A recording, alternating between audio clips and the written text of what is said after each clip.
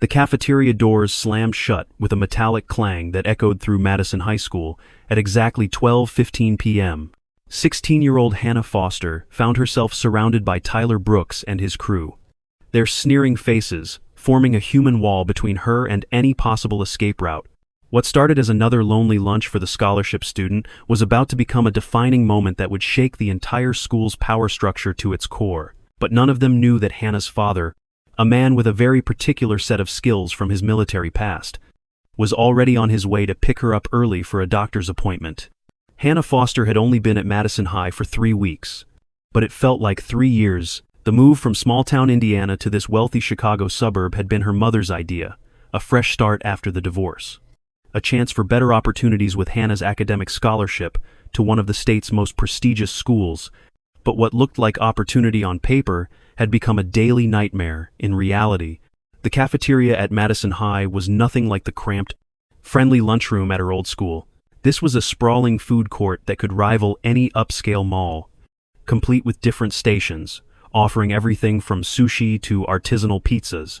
The hierarchy here was as carefully structured as the menu options, athletes at the center tables, rich kids near the windows overlooking the courtyard, art students clustered by the stage, and everyone else scattered around the edges like satellites orbiting the social solar system. Hannah had learned quickly that scholarship students occupied the lowest rung of this ladder. They were the charity cases, the diversity statistics, the ones who didn't belong. She'd tried to keep her head down. Eating her packed lunch, she couldn't afford the gourmet cafeteria prices, in the far corner near the emergency exit. But apparently, even that was too much visibility for some people. Tyler Brooks was Madison High royalty. His father owned 3 luxury car dealerships and had donated enough money to build the new athletic center. At 6'2", with perfectly styled blonde hair and the kind of confidence that came from never hearing the word no, Tyler ruled the school with a mixture of charm and calculated cruelty. His crew, Jake Martinez, Connor Phillips, and Ryan Grace, were his loyal enforcers.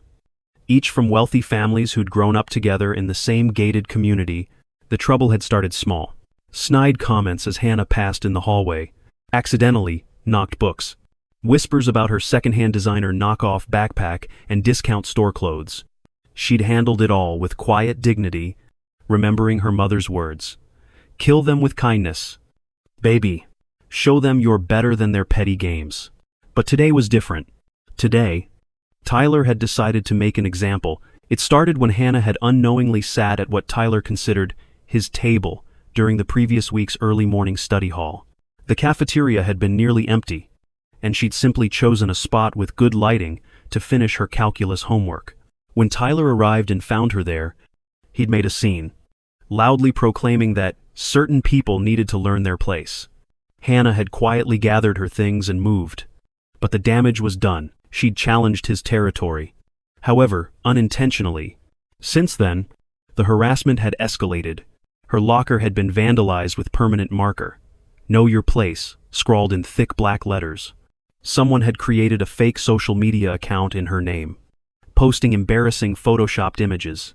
During PE, her gym clothes had mysteriously disappeared from her locker, forcing her to do laps in her regular clothes, while the other students snickered.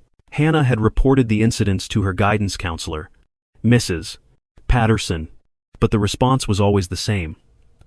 Without concrete proof of who's responsible, there's not much we can do. Try to avoid confrontation. These things usually blow over. They didn't blow over. They got worse. Now, as Hannah sat frozen at her corner table, Tyler approached with the swagger of someone who owned the world. His designer sneakers, worth more than Hannah's entire wardrobe, squeaked against the polished floor as he pulled out the chair across from her. "Hey there. Scholarship," he said, his voice dripping with false friendliness. "Enjoying your lunch?" Hannah kept her eyes on her peanut butter sandwich, willing herself to stay calm, just trying to eat in peace. "Tyler." "Peace?" Tyler laughed, a sound devoid of actual humor. "That's funny. See, I've been thinking, this whole situation, you being here, it's really disrupting the peace of our school." Jake, Connor, and Ryan had positioned themselves around the table, casual but strategic. Other students were starting to notice. heads turning, and phones sliding out of pockets. Hannah's heart rate accelerated. This felt different from the other confrontations. This felt planned. "I'm not trying to disrupt anything," Hannah said quietly. "I'm just here to learn." "Learn?" Connor scoffed. "What could someone like you possibly teach us?" "Yeah," Jake added, leaning in close enough that Hannah could smell his expensive cologne. "Your kind should stick to schools in your own neighborhood. This charity case experiment isn't working out." Hannah's hands clenched under the table. "Your kind?" The words stung, loaded with implications about class and worth that went beyond typical teenage cruelty. "My test scores earned me a place here," she said, proud that her voice remained steady. "Same as anyone else." "Test scores," Tyler repeated mockingly. "Right? Because that's all that matters. Not whether you fit in, not whether you belong, not whether your presence brings down the whole standard of the place." Ryan had moved behind Hannah's chair now, completing the circle. The cafeteria's usual chaos had dimmed to a low murmur as more students tuned in to the unfolding drama. Hannah could see phones raised, recording. Part of her was grateful. Evidence. Finally. But another part felt the humiliation of being turned into entertainment. "I think I should go," Hannah said, starting to stand. Tyler's hand slammed down on her lunch bag, crushing the apple inside. The sound was startlingly loud in the growing quiet. "I don't remember giving you permission to leave." "I don't need your permission," Hannah replied, surprising herself with the firmness in her voice. Tyler's eyes narrowed. This wasn't going according to his script. The scholarship girl was supposed to cower, maybe cry, definitely beg. She wasn't supposed to show backbone.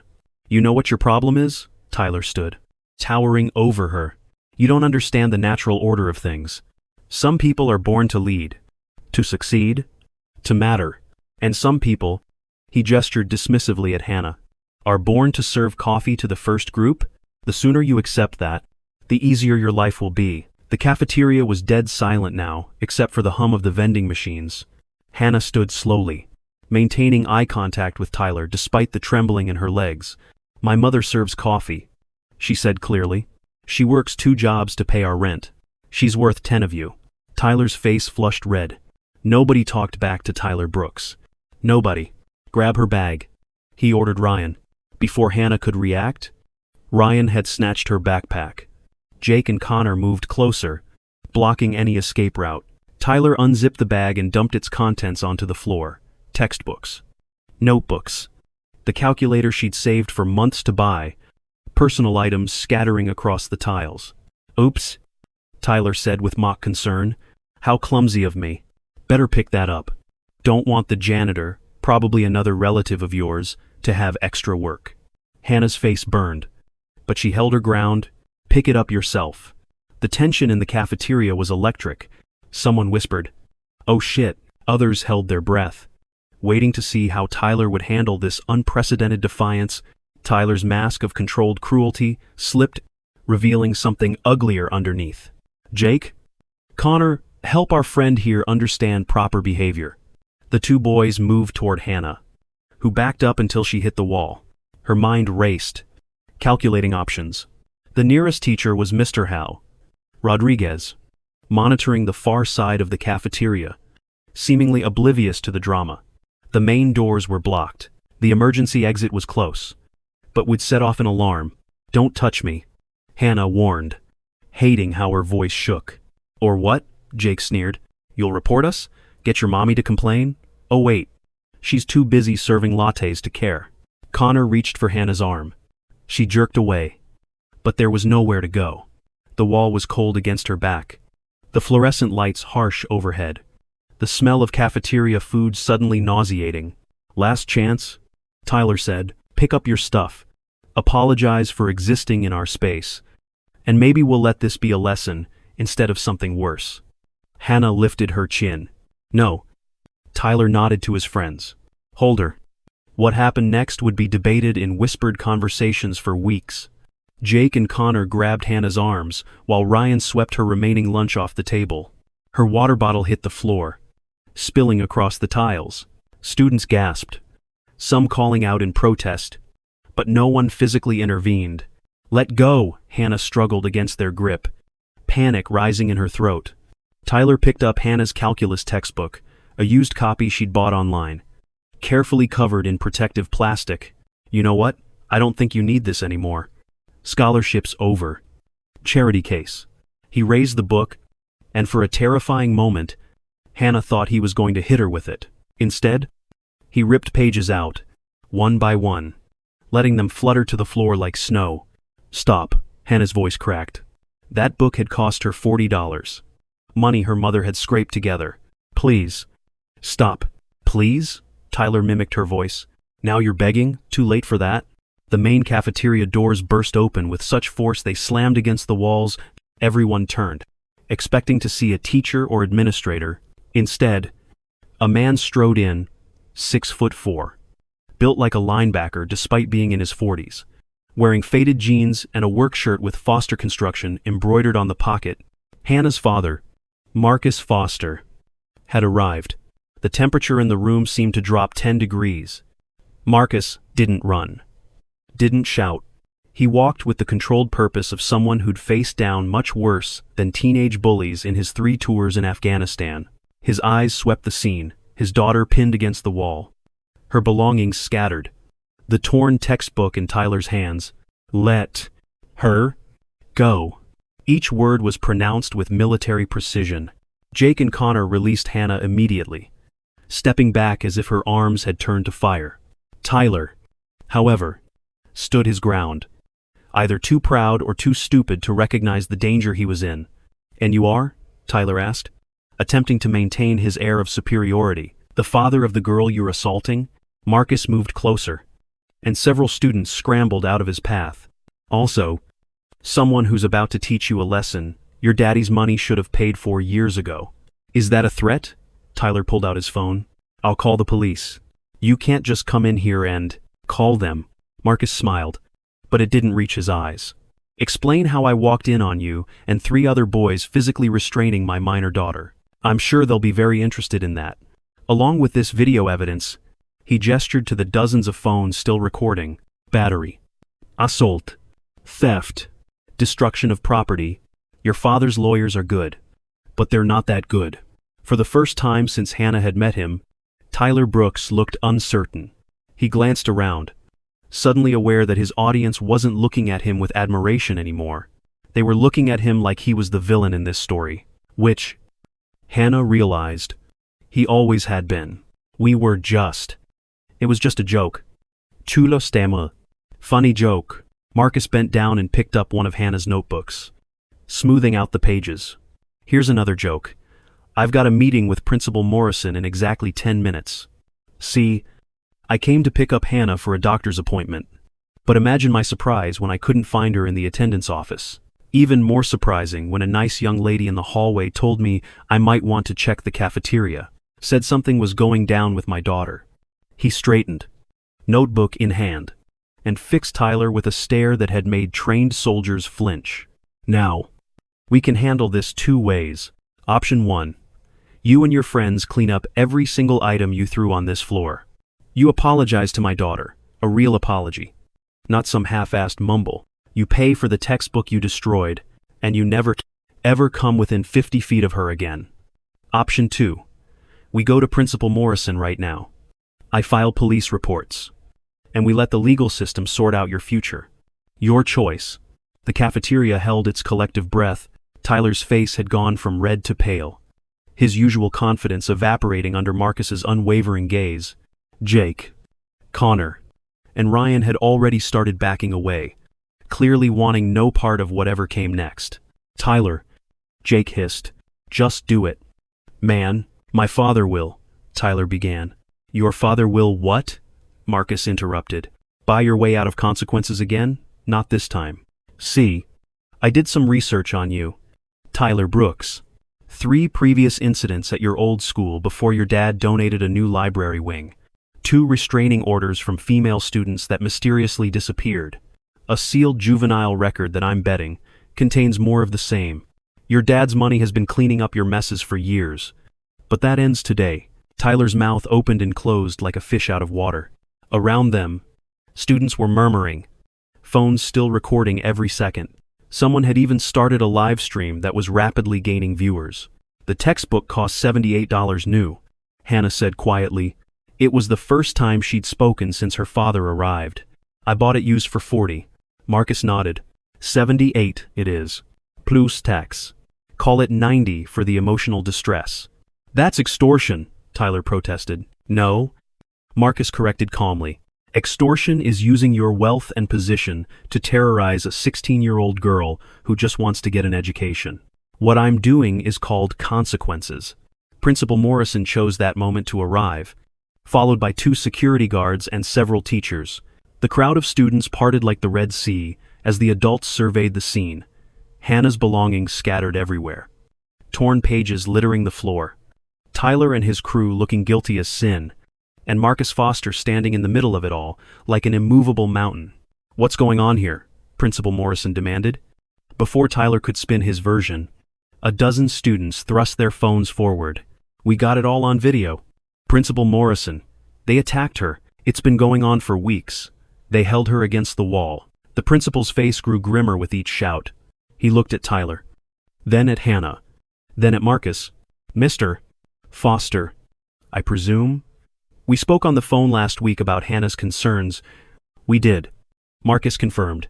You told me you needed evidence. Well, looks like Christmas came early. Tyler finally found his voice.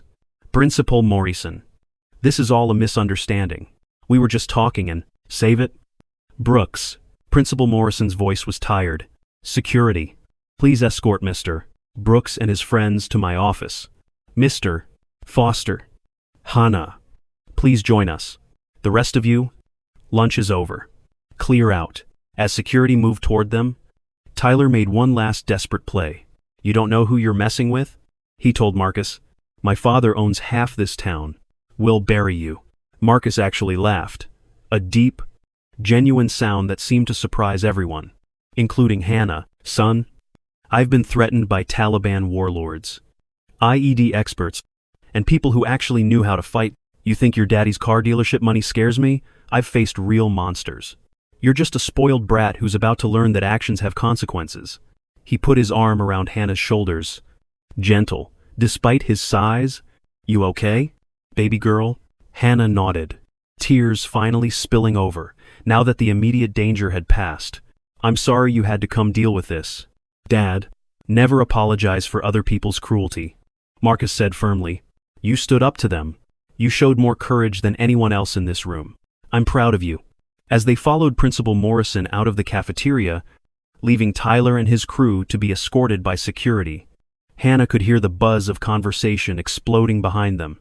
Phones were pinging with notifications as videos spread across social media. The story was already taking on a life of its own, but none of that mattered to Hannah in that moment. What mattered was her father's protective arm around her shoulders, the knowledge that someone had finally listened and acted, and the look of absolute shock on Tyler Brooks's face when he realized his reign of terror was over. The walk to Principal Morrison's office felt both endless and too quick. Hannah's mind raced, replaying the events of the last 15 minutes. Had that really happened? Had her father really faced down Tyler Brooks and won? Mr. Foster, Principal Morrison began as they settled into his office. I need to apologize. Hannah came to us with concerns, and we failed to act appropriately. You told her she needed evidence, Marcus said evenly. Well, now you have about 100 witnesses and probably twice as many videos. What happens next? The principal's phone was already buzzing incessantly. I can assure you that this will be handled with the utmost seriousness. Bullying and assault have no place at Madison High. With all due respect, Marcus leaned forward. Hannah's been here 3 weeks, and this has been escalating the entire time. Where was this zero-tolerance attitude when she reported the locker vandalism, the destroyed gym clothes, the social media harassment? Principal Morrison shifted uncomfortably. Those incidents were investigated, but without proof. Tyler Brooks's father donates how much to this school annually? Marcus interrupted. Ballpark figure. The principal's silence was answer enough. That's what I thought. Marcus stood. Here's what's going to happen. You're going to conduct a real investigation this time. You're going to review all the video evidence from today. You're going to interview every witness. And you're going to take appropriate disciplinary action regardless of whose daddy writes checks to the school. If you don't, the next meeting won't be in your office. It'll be in a courtroom. Mr. Foster, I assure you, I'm not finished. Marcus's voice remained calm but carried an edge of steel. Hannah is going to return to school tomorrow. And she's going to feel safe doing so. If there's even a hint of retaliation from Tyler or his friends or anyone else, I'll be back. And next time, I won't be as pleasant. He turned to Hannah. Get your things. Sweetheart, we're going to grab lunch somewhere that actually serves food instead of hostility. As they left the office, Hannah could see Tyler and his crew through the glass walls of the conference room, being questioned by administrators and security. Tyler caught her eye for a moment, and instead of the usual sneer, she saw something she'd never seen before: fear. The news of what happened in Madison High's cafeteria spread faster than wildfire in a drought. By the time Hannah and her father sat down at a small diner 5 miles from school, the videos had already been viewed thousands of times. Cafeteria Justice was trending locally, and someone had created a compilation video with dramatic music that made the whole confrontation look like a scene from an action movie. You sure you're okay? Marcus asked for the 3rd time. Watching his daughter pick at her French fries, Hannah nodded slowly. I can't believe you showed up when you did. How did you know? Marcus smiled, the hard edges from earlier softening. That nice young lady who told me something was happening? She found me in the parking lot. Practically dragged me inside. Said her name was Emma Grace. Said she'd been watching Tyler target you for weeks and couldn't stand it anymore. Emma Grace? Hannah's eyes widened. She's never even talked to me. She's like, popular. Student council vice president. Well, apparently she's also someone with a conscience. Marcus took a sip of his coffee. Sometimes good people just need to see someone else take a stand before they find their own courage. Hannah's phone buzzed continuously with notifications, messages from numbers she didn't recognize, friend requests from classmates who'd never acknowledged her existence, and dozens of tags and social media posts. She turned it face down, overwhelmed. You know this isn't over, right? She said quietly. Tyler's dad really does have a lot of power. What if they come after us legally? What if... Hannah Marie Foster. Marcus interrupted gently. I've told you before, we don't make decisions based on fear. We make them based on what's right. Tyler Brooks assaulted you. His friends helped.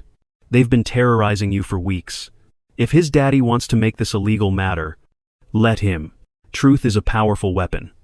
And we've got about 100 witnesses wielding it. Back at Madison High, the afternoon had descended into chaos. The videos weren't just spreading among students. Parents were seeing them, sharing them, demanding answers. The school's phone lines were jammed with angry calls. Local news vans had started appearing in the parking lot. In Principal Morrison's office, Tyler Brooks sat in stony silence, while his father, Richard Brooks, paced like a caged lion. The man who usually commanded every room he entered now looked distinctly uncomfortable as he watched the cafeteria footage for the 4th time. This is obviously edited, Richard Brooks declared. Though his voice lacked conviction, my son was clearly provoked. That girl must have... Mr. Brooks. Principal Morrison interrupted wearily. There are 43 different videos from various angles. They all show the same thing. Your son and his friends surrounded, physically restrained, and assaulted a female student while destroying her property. It was a prank, Tyler burst out. We were just messing around. A prank? Vice Principal Davis, who had been silent until now, leaned forward. You held a girl against her will. You destroyed her textbook. You dumped her belongings on the floor. Which part of that was funny? Mr. Brooks? Richard Brooks stopped pacing. What are you suggesting? Detention? Community service? I'm sure we can work out something appropriate. Principal Morrison shook his head. Mr. Brooks. This goes far beyond detention. We're looking at a minimum 3-day suspension, pending a full disciplinary hearing. The school board will need to be involved. And frankly, if Miss Foster's family chooses to press charges, criminal proceedings could follow. Criminal? Richard's face flushed. For a schoolyard scuffle? This is ridiculous. Do you know how much I donate to this school? I'm aware of your contributions. Principal Morrison replied carefully. But they don't exempt your son from the consequences of his actions. We have a zero-tolerance policy on bullying and assault. Since when? Richard snapped. Tyler's been in trouble before, and it's always been handled quietly. Why is this different? The principal gestured to his computer screen, where social media feeds showed the videos spreading like wildfire. Because the entire world is watching. Mr. Brooks, we can't sweep this under the rug even if we wanted to. Which, for the record, we don't. In another part of the school, Jake Martinez, Connor Phillips, and Ryan Grace sat with their own parents, facing similar conversations. Jake's mother watched the video with tears in her eyes, horrified to see her son participating in such cruelty. Connor's parents, both lawyers, were already discussing damage control. Ryan's father, a respected surgeon, couldn't even look at his son. I'm disappointed doesn't begin to cover it. Doctor, Grace said quietly, we raised you better than this. How could you stand there and help terrorize that girl? Ryan hung his head. Tyler said she didn't belong here, said she was bringing down the school's reputation. And you believe that justified assault? His mother's voice was sharp. Since when do we judge people's worth by their bank accounts? Your grandparents came to this country with nothing? Have you forgotten that? Similar scenes played out in homes across the wealthy suburb, as parents were forced to confront what their children had become. The comfortable bubble of privilege that had insulated them from consequences was finally bursting. That evening, Hannah sat at her small Kit Grace table with her mother, Patricia, who had rushed home from her evening shift at the coffee shop after seeing the videos. Her hands shook as she held her daughter tight. I should have done more, Patricia whispered. When you told me about the bullying, I should have marched down to that school and… Mom? Stop. Hannah pulled back to look at her mother's face. You told me to kill them with kindness? To be better than them? I tried. It just wasn't enough. Your father's approach was certainly more effective, Patricia said with a weak smile, though I don't recommend making a habit of intimidating teenagers. Marcus, who had been quietly making dinner, turned from the stove. I didn't intimidate anyone. I simply introduced them to the concept of accountability. New experience for the Brooks boy. Apparently, a knock at their apartment door interrupted the family moment. They exchanged wary glances. Their building required visitors to be buzzed in. Marcus moved to answer it, finding their elderly neighbor, Mrs. Rodriguez, standing in the hallway with a casserole dish. I saw the news, she said simply, holding out the dish. Nobody should have to cook after a day like that. It's enchiladas. And Hannah? She looked past Marcus to where Hannah sat. You're a brave girl. Don't let anyone tell you different. It was the first of many such visits.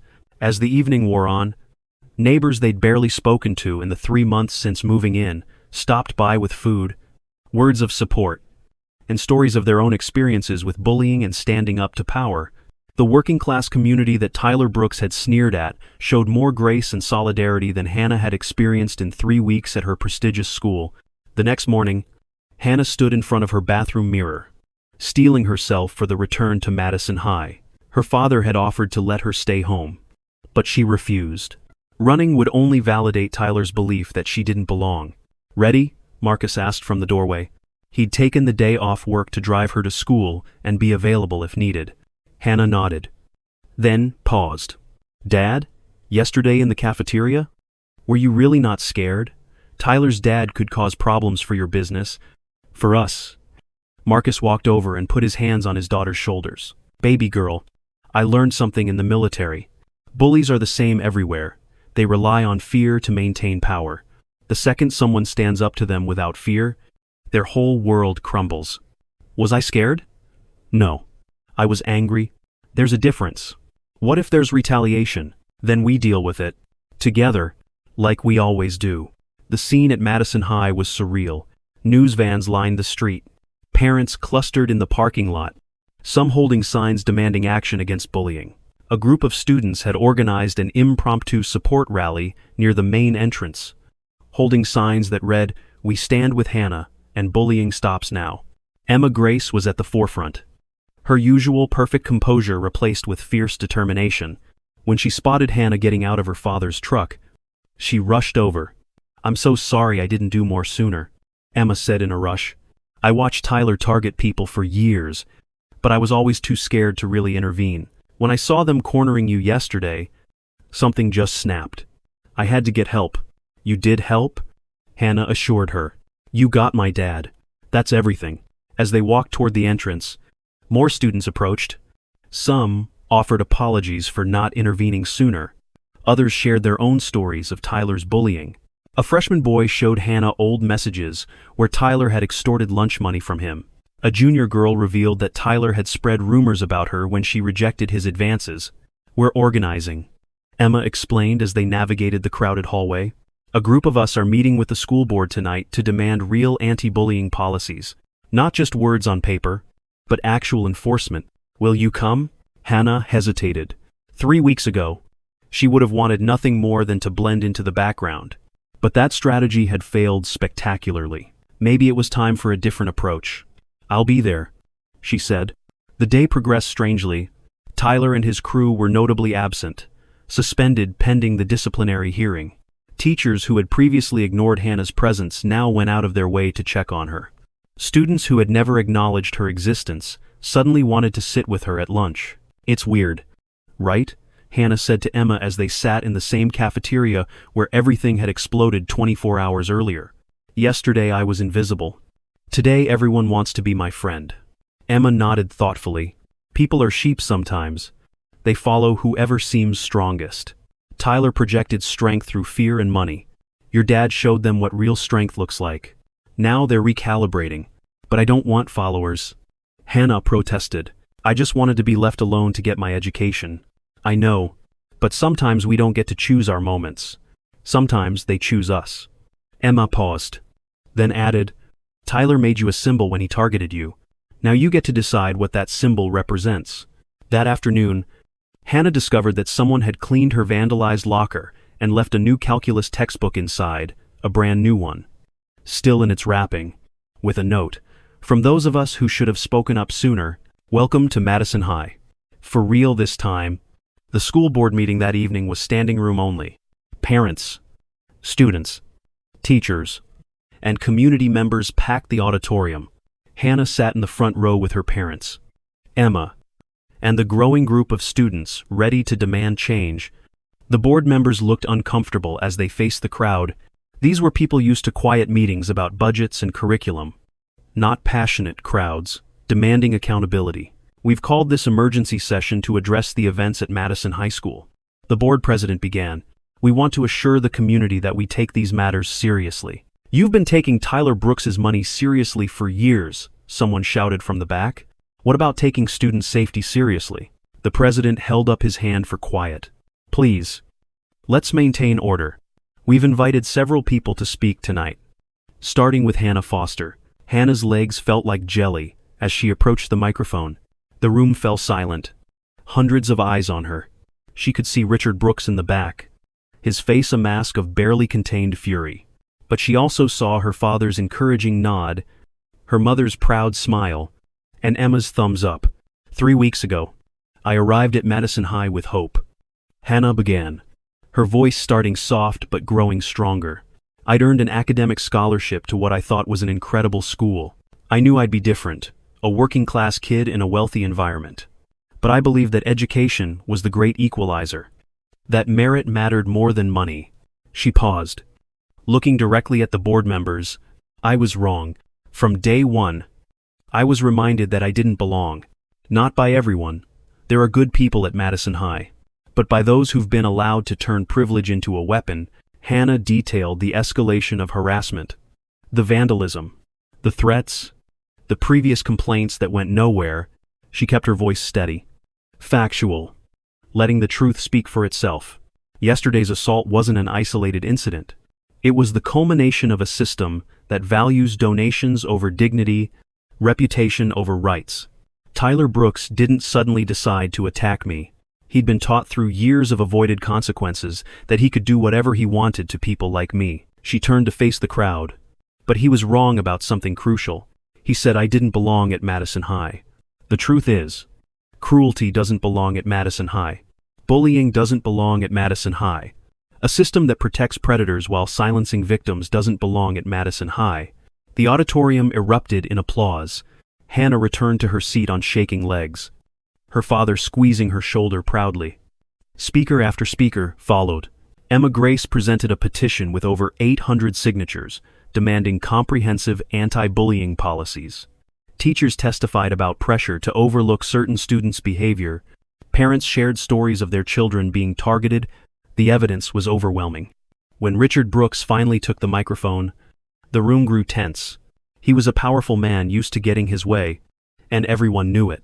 "My son made a mistake," he began, his tone suggesting he was granting a concession. "He's young, and young people make poor choices. But this witch hunt is excessive.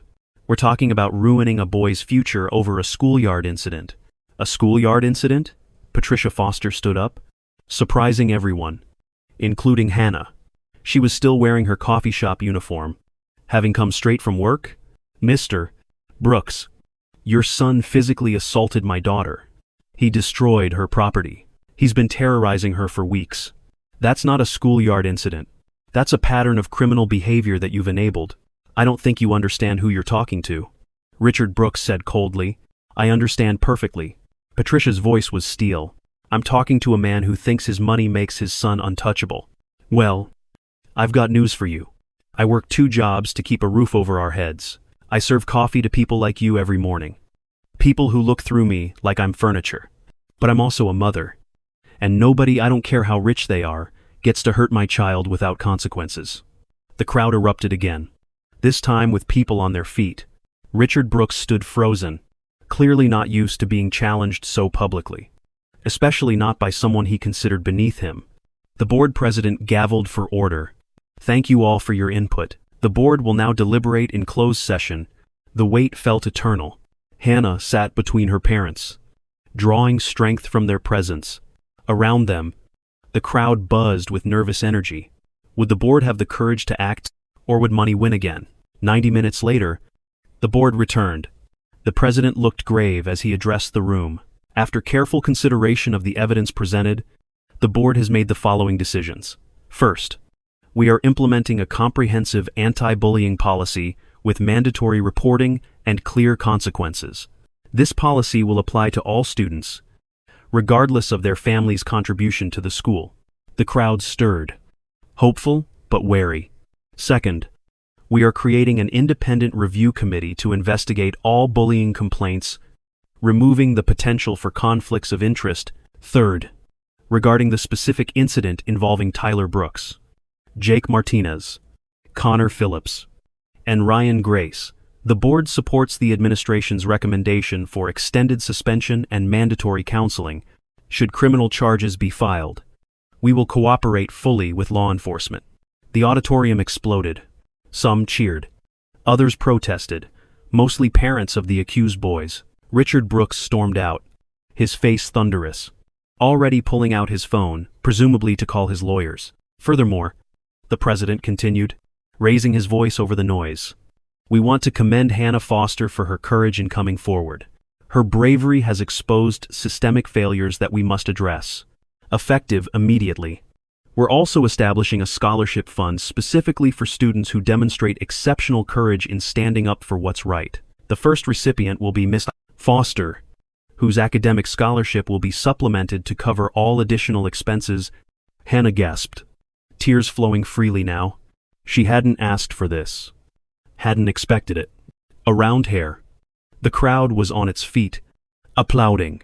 But the night wasn't over.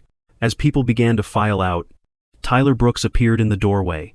He'd been waiting outside, watching through the glass doors. His usual swagger was gone, replaced by something raw and desperate. "Hannah," he called out, causing everyone to freeze. "Hannah, wait." Security moved to intercept him, but Hannah held up her hand. "It's okay," she said, though her father tensed beside her. Tyler approached slowly, his parents nowhere in sight. Up close, Hannah could see his red-rimmed eyes, the way his hands shook slightly. He started, then stopped. The crowd watched in silence. I wanted to say, it took a deep breath. "I'm sorry, really sorry. Not because I got caught or because I'm in trouble, but because I watched those videos. I saw what I looked like, what I've become, and I'm disgusted." Hannah studied his face, searching for the trick, the manipulation, But all she saw was a 17-year-old boy who'd finally been forced to see himself clearly. "I don't expect forgiveness," Tyler continued. "I don't deserve it. But I wanted you to know that I'm going to get help. Real help. Not the joke counseling my dad will try to arrange, but actual therapy to figure out why I became such a—" He swallowed hard. "Such a monster." The silence stretched. Then Hannah spoke, her voice carrying clearly through the hushed auditorium. "I appreciate your apology, Tyler, but apologies are just words. If you really want to make amends, it'll take more than words. It'll take consistent action over time, proving you've actually changed. Not just said you have." Tyler nodded rapidly. "I know. I will. I promise." "Don't promise me," Hannah said firmly. "Promise every kid you've bullied. Promise the next scholarship student who walks through Madison High's doors. Promise yourself." Tyler nodded again, then turned and walked out. Shoulders slumped. Whether his remorse was genuine or performed, only time would tell. But the fact that he'd felt compelled to apologize publicly was itself a sign that something fundamental had shifted. As the Foster family finally made their way to the parking lot, they were stopped repeatedly by people offering congratulations, support, and thanks. Hannah felt overwhelmed, but also something else, empowered. She'd found her voice, and it had mattered. "So," Marcus said as they drove home through the quiet streets, "how does it feel to be a revolutionary?" "Dad." "Stop." Hannah laughed. The first genuine laugh she'd had in weeks. "I'm not a revolutionary. I just stood up for myself. Sometimes that's how revolutions start," Patricia said softly. "One person refusing to accept the unacceptable." The next few weeks at Madison High were transformative. The new anti-bullying policies were swiftly implemented.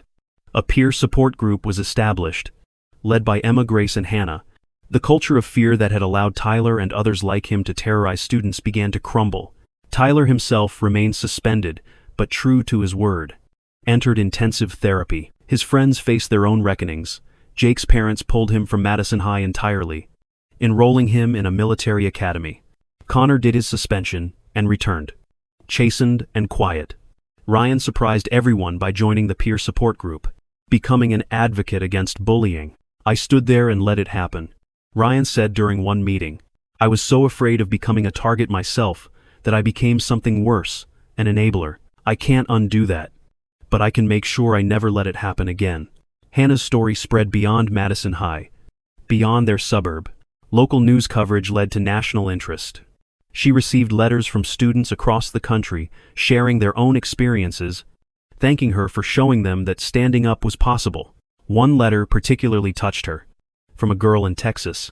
"I've been dealing with my own Tyler for 2 years. After seeing your story, I finally told my parents, and the principal. He's been suspended, and I'm getting help. Thank you for showing me I wasn't alone." Richard Brooks tried to sue the school, the Fosters, and seemingly everyone involved, but his lawsuits fell apart when more victims of Tyler's bullying came forward, including some with documented evidence going back years. His influence in the community evaporated as people distanced themselves from a man who'd enabled his son's cruelty.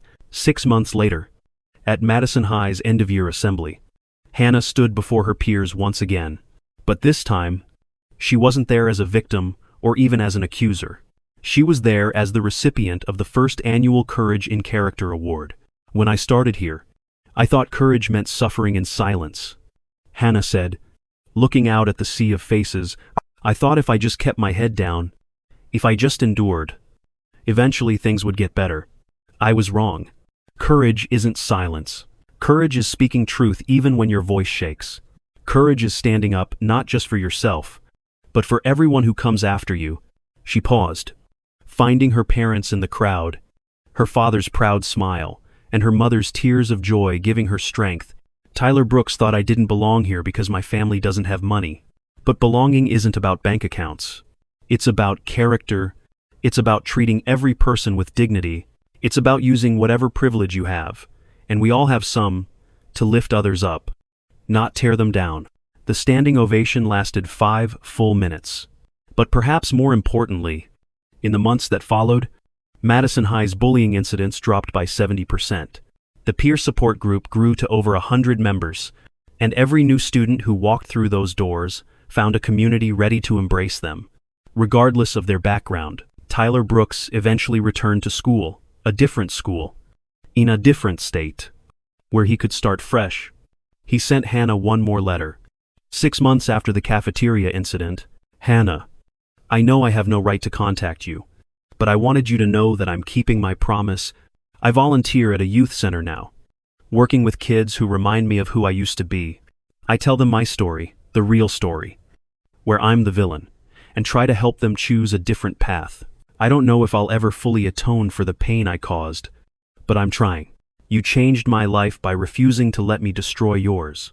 Thank you for that, Tyler. Hannah read the letter twice, then filed it away. She didn't respond. Some bridges, once burned, couldn't be rebuilt, but she was glad he was trying to become better. That's all anyone could do. Really, try to be better than they were yesterday. As her senior year began, Hannah walked the halls of Madison High with confidence, not the false bravado of a bully, but the quiet assurance of someone who'd faced her fears and won. She still ate lunch in the cafeteria, still at the same table where everything had exploded that fateful day, but now she was never alone. The table was always full, scholarship kids and wealthy kids, athletes and artists, all united by the understanding that everyone belonged. Emma Grace, now student body president, often joined her. You know, Emma said one day, I used to think leadership meant being popular, being liked. You taught me it means being willing to be unpopular for the right reasons. I didn't mean to teach anyone anything. Hannah protested. I just wanted to eat my lunch in peace. Emma laughed. And yet here we are. The girl who just wanted to be left alone ended up changing everything. It was true. In a way, Hannah Foster, the scholarship kid who didn't belong, had become a legend at Madison High. Not through wealth or intimidation, but through simple courage. She'd shown that one person standing up could inspire dozens, then hundreds to do the same. The cafeteria doors no longer slammed shut with menace. They opened wide, welcoming everyone. And in that transformed space, where fear had once reigned, something new had grown. A community built on respect, courage, and the radical idea that everyone, regardless of their background, had the right to exist without fear. As Hannah looked around at the diverse group of students laughing and talking at her table, she thought about that terrifying day when Tyler and his crew had cornered her.